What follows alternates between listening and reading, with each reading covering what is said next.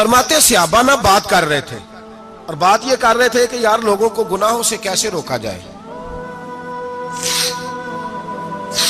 لوگوں کو گناہوں سے گفتگو صحابہ یہ کر رہے تھے۔ عبداللہ ابن عمر کہتے ہیں بیٹھے تھے اور یہ گفتگو کر رہے تھے کہ گناہوں سے پلاننگ یہ ہوتی تھی، ان کی جو محفلیں ہوتی تھی نا بیٹھ کے، وہ خوش گپیاں نہیں ہوتی تھی، بلکہ وہ تبلیغ کی، جد و جہد کی، لوگوں کو برائی سے منع کرنے کے لیے بیٹھتے تھے، اس پر منصوبہ بندی کرتے تھے، پلان کرتے تھے، آگے ترتیب دیتے تھے۔ گفتگو ہو رہی تھی تو اب آپس میں بات ہونے لگی کہ کون سا گناہ زیادہ برا ہے جس پر سب سے پہلے کام کیا جائے۔ تو دور ایک صحابی بیٹھے تھے، ان کا نام تھا عبداللہ ابن عمر، ایک عبداللہ بن عمر ہے اور ایک عبداللہ ابن عمر ہے۔ حضرت عبداللہ ابن عمر دور بیٹھے تھے، بڑے سمجھدار سیانے باریک بین آدمی تھے۔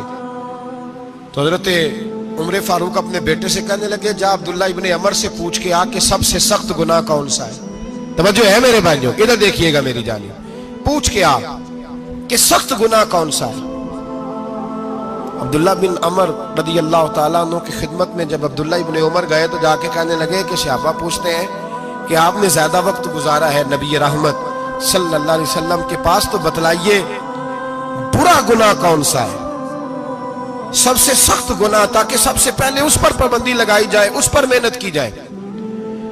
تو حضرت عبداللہ ابن عمر کہنے لگے صحابہ کو جا کے بتا دو کہ سب سے برا گناہ شراب پینا ہے، سب سے برا گناہ، اور یہ ام الخبائث ہے، برائیوں کی جڑ ہے، گناہوں کی ماں ہے، یہ بنیاد ہے، باقی گناہ اسی سے شروع ہوتے ہیں۔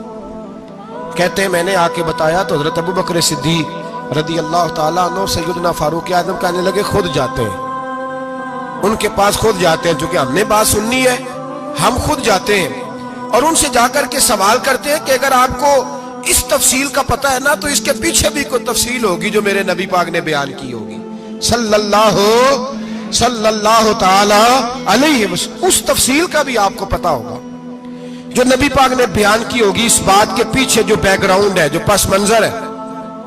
فرماتے ہیں کہ ہم اٹھے، عبداللہ ابن عمر کے پاس گئے، ان سے جا کے پوچھا کہ جناب آپ نے یہ تو فرمایا ہے شراب ام الخبائث ہے، تو اس کے پیچھے پس منظر کیا ہے؟ تو عبداللہ ابن عمر کہنے لگے یہ میں نے اپنے پاس سے نہیں کہا، یہ میں نے نبی پاک سے سنا ہوا ہے۔ حضور سید عالم صلی اللہ علیہ وسلم بیٹھے تھے تو حضور نے فرمایا شراب، یہ نشہ، یہ برائیوں کی ماں ہے۔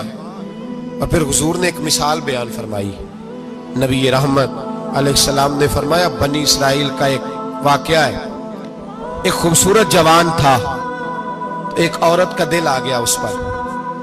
یہ یاد رکھ لیں، ہم لڑکوں کو منع کرتے رہتے ہیں لیکن ہمیں گھر کی بچیوں پر بھی توجہ دینی ہوگی، ہمیں ان کے فون پر بھی نگرانی کرنی ہوگی، ہمیں وہاں بھی غور کرنا ہوگا، اس لیے کہ اگر کوئی بچی گنجائش نہ دے تو میرا خیال ہے کہ لڑکا جرت کرنے کی طاقت نہیں رکھتا، تو وہاں بھی ان کی اماں سے کہے کہ پابندی لگائے، بچی کسی کا موبائل لے کر کے کہیں اس کو استعمال تو نہیں کر رہی، اس پودے پر بھی توجہ دے، درخت بننے سے پہلے اس کی بھی نگرانی کریں، یہ بھی بڑا ضروری کام ہے۔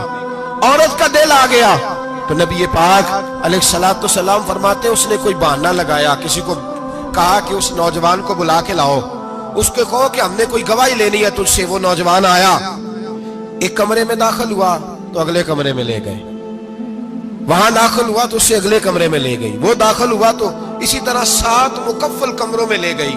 میرے کریم رسول میرے محبوب پاک علیہ السلام فرماتے، صحابہ کو سمجھا رہے ہیں میٹھے لب و لہجے میں، فرماتے جب سب سے پچھلے کمرے میں لے گئی تو ایک لڑکا بندھا ہوا تھا وہاں رسیوں سے، شراب کا پیالہ پڑا ہوا تھا، اور بی بی کہنے لگی کوئی گواہی شواہی نہیں لینی، تجھے اس لیے بلایا ہے کہ تیرے اوپر دل آ گیا ہے، اب میرے ساتھ منہ کالا کر۔ تو وہ جوان کہنے لگا نہیں، میں نے اپنے نفس کو پاک رکھا ہوا ہے، میری نظر بھی پاک ہے، دل بھی پاک ہے، اور اس کی برکت یہ ہے کہ رب نے میری روح کو بھی پاک رکھا ہوا ہے، تو میں یہ حرکت نہیں کر سکتا۔ پاک لوگ پلید کاموں کی جانب توجہ نہیں کرتے، میں یہ حرکت نہیں کر سکتا۔ اقبال نے اپنے بیٹے کو دعا دی تھی، اس نے کہا تھا حیا باقی نہیں ہے زمانے کی آنکھ میں، خدا کرے کہ رہے تیری جوانی بے داغ، خدا کرے کہ رہے تیری جوانی بے داغ۔ کہا میرے ساتھ منہ کالا کر، اس نے کہا میں نہیں کرتا۔ کہنے لگی چل پھر اس کو قتل کر، اس کو میں نے باندھا ہوا۔ اس نے کہا میں قتل کیوں کروں؟ मेरी क्या दुश्मनी है? कहा फिर शराब पियो। कहा मैं शराब भी नहीं पीता। तो कहने लगी अब तो मैंने तुझे अपने चुंगल में फांस लिया है, अब तू यहां से बच के जा नहीं सकता, और अगर तू बाहर जाएगा तो मैं शोर करूंगी, लोग जमा करूंगी, इसने मेरी इज्जत आबरू पे हाथ डाला है, तो तू बच तो नहीं सकता, एक काम तो करना पड़ेगा। महबूब फरमाते उस नौजवान ने सोचा कि जिना भी बहुत बड़ा जुर्म है, कत्ल भी बहुत बड़ा गुनाह है, चलो अब मजबूरी है तो शराब पी लेता हूं। लेकिन वो समझा ना कि शराब तो बुनियाद है। उसने एक प्याला जो पिया, कहने लगा एक और दे दो। दूसरा पिया तो कहने लगा एक और दे दो। अब 3 प्याले 3 बोतलें शराब जो पी चुका तो खुमारी चढ़ गई। अब उस औरत के करीब जाने लगा कि मैं तेरे साथ जिना करूंगा। उसने कहा जब तक मैं करीब नहीं आने दूंगी जब तक तू इसे कत्ल न करे। उसने उसे कत्ल भी किया, जिना भी किया। तो महबूब फरमाने लगे ये कत्ल और जिना जो हुआ है तो ये शराब की वजह से हुआ है। गोया शराब वो जुर्म है जो कत्ल भी कराएगी, जो जिना भी कराएगी।